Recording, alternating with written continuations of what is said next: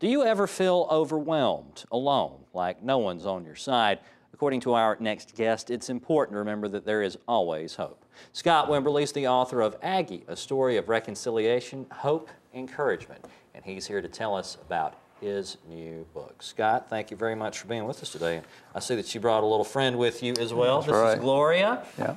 How are you doing, Gloria? Good. And this is your daughter. It's our daughter. Mm-hmm. How old are you, hon? 7. You're 7. And I'll put the book over here to where the folks at home can get a look at it. Well, Scott, thank you for being with us. Thank you. And tell us a little bit about your book.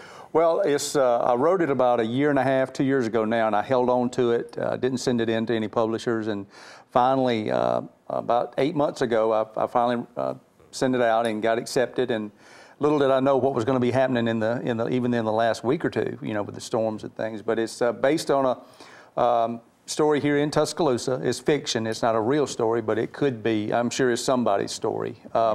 But it's a story of a man that has addictions in his life. And whenever he comes clean with them, it's how his family treats him and how his church treats him and then how his friends treat him.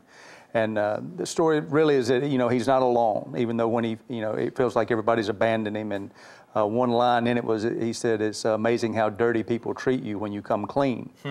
And but if you've ever known anybody that had addictions, or you know, if you yourself, you know, we've all had something, you know, that we've addicted to. It could be a good thing, but if you're addicted to it, you know, even too much of a good thing is a bad thing. But it is a story of hope and reconciliation. I'm a sucker for a happy ending, and but I don't want to give it away. But it's.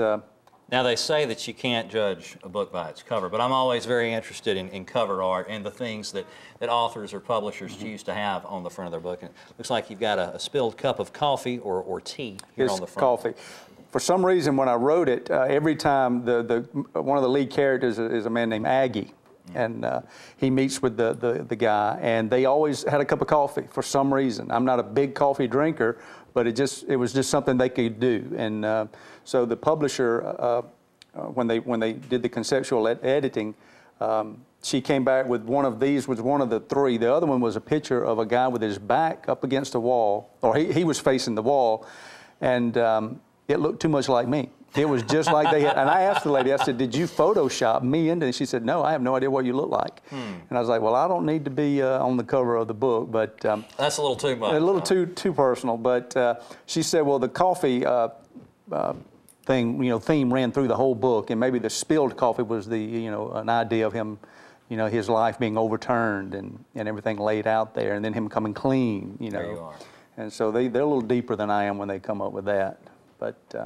it's amazing what people can do with pictures. Yeah. Oh, yeah. Yeah. Well, Scott, thank you very much for being with us today. And let me tell the folks here real quick where they can find out more about your book. You can find out more about Scott Wimberly and his latest book online. Scott's written some other books too. This isn't his first, so be sure to go check him out. It's scottwimberly.com. And Gloria, thank you for being with us today too, hon.